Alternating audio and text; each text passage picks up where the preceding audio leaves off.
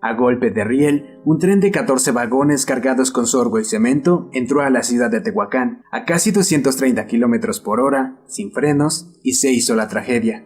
19 de noviembre de 1991, una fecha que no augura nada bueno. El peor accidente ferroviario de Latinoamérica había ocurrido en México. Sí, en 1991 el trenazo fue un escándalo a nivel internacional, no escándalo, fue noticia a nivel internacional, siendo las 12:45 cuando el tren que venía de Esperanza se descarrila exactamente a la altura de lo que conocemos actualmente como Avenida Héroe Nacosari y la intersección de José García Crespo. Ahí se descarrila la máquina, o las máquinas y los vagones que venían cargados de sorgo y cemento. Y bueno, fue una noticia a nivel internacional, ¿no? Y sí, efectivamente, tú bien lo acabas de decir, fuimos rebasados. Yo en ese momento era un simple voluntario, un simple socorrista más, y como muchos de los tehuacanenses que también se sumaron a la labor sin tener cursos de primeros auxilios, sin saber nada de rescate o técnica de rescate, se sumaron al esfuerzo de rescatar, buscar, trasladar a las víctimas de ese trágico día, ¿no? Entonces, todos ese día nos volvimos voluntarios, ese día nos volvimos socorristas, atendimos, socorremos, hicimos acciones de socorro a aquellas personas que de alguna manera por azares del destino estaban sufriendo una situación de emergencia interesante, pero sobre todo que sí rebasó la capacidad de respuesta, ¿no? del municipio de Tehuacán en esa época. A unos 250 kilómetros al sureste de la Ciudad de México se ubica Tehuacán, una ciudad que une las tierras del Valle de Puebla con la costa de Veracruz, en un interminable terreno que atraviesa plantíos de café, caña y brechas semiáridas del árbol de guaje, una zona donde la muerte ha encontrado cobijo, gracias a un ferrocarril sin rumbo, sin mantenimiento, desprevenido por los responsables y solapado por sus conductores. Pues yo estudié en la Escuela de Liberación, Primaria Federal Liberación. En ese entonces cursaba el tercero de primaria, si no mal recuerdo. Cuando fue el accidente del tren, oímos una gran, como si fuera una explosión. Enseguida de ella vimos una nube de polvo y humo, parecía, desde los salones en el que estábamos cursando, que eran casi los del fondo. Entonces, pues muchos niños, muchos de mis compañeros, nos espantamos, al igual que yo, claro. Otros empezaron a llorar.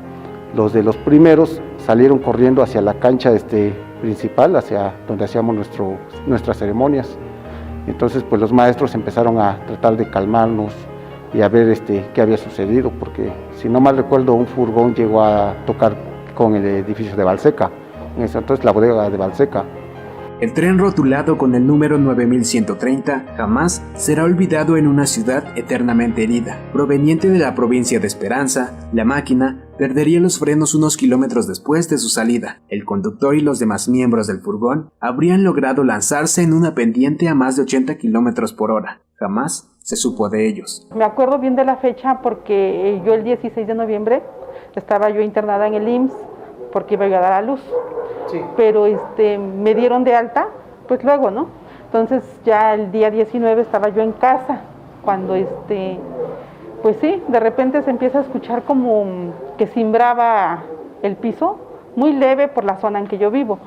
Y minutos después empezaron a decir que el tren se había descarriado, que venía descarrilado, que venía muy, muy mal, pues, ¿no? O sea, que se había llevado a mucha gente.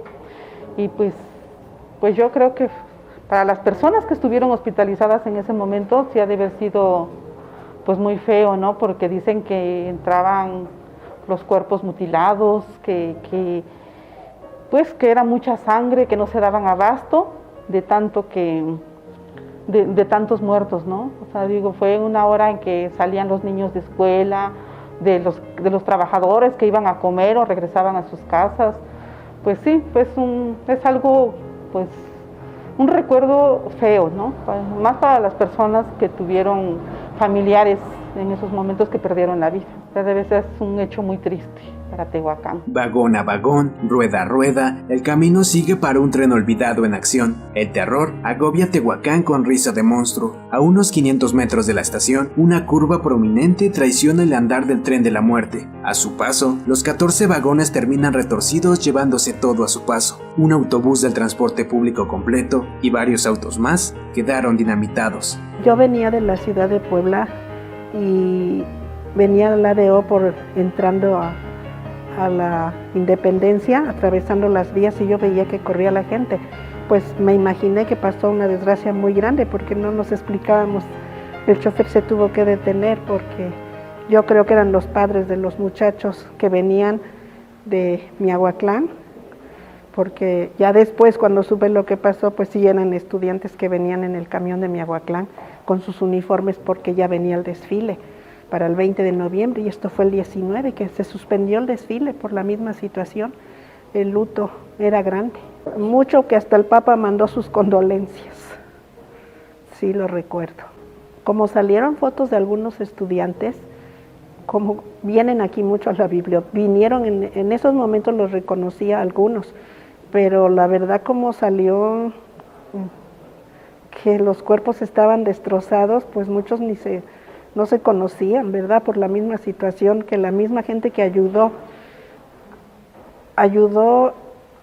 a rescatar a algunos miembros del cuerpo que se destrozó, se desmayaron, no aguantaron algunos. Era muy fuerte. Pues no se había visto anteriormente en Tehuacán algo así. Sí, me recordó al héroe de Nacozari. Son situaciones que no se olvidan jamás. La bestia mató hombres, mujeres y niños. No supo de democracia ni de perdones. Mató.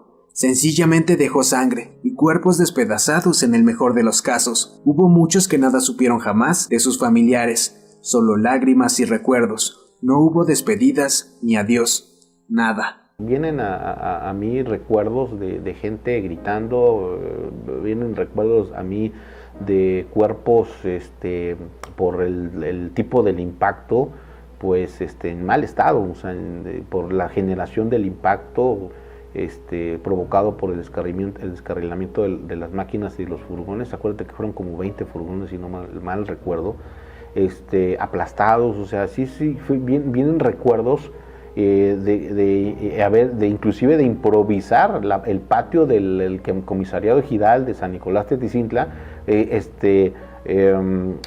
habilitarlo como una pequeña morgue en ese momento, ¿no? Porque ahí estábamos literal apilando los cuerpos para de alguna manera que la autoridad ministerial hiciera obviamente el trabajo del levantamiento de cadáver respecto a la situación que se estaba viviendo en ese momento, ¿no? A 1 kilómetro de la nube provocada por el sorgo y el cemento, esparcidos en el aire poblano, se encuentra la estación de bomberos y protección civil. Cientos de personas uniformadas y civiles se suman al apoyo. La multitud es impresionante, pero la desgracia no sabe de esas cosas. Brazos, piernas, dedos, toda la fisionomía humana es posible encontrarla en un mismo lugar, como una planilla del cuerpo, pieza por pieza.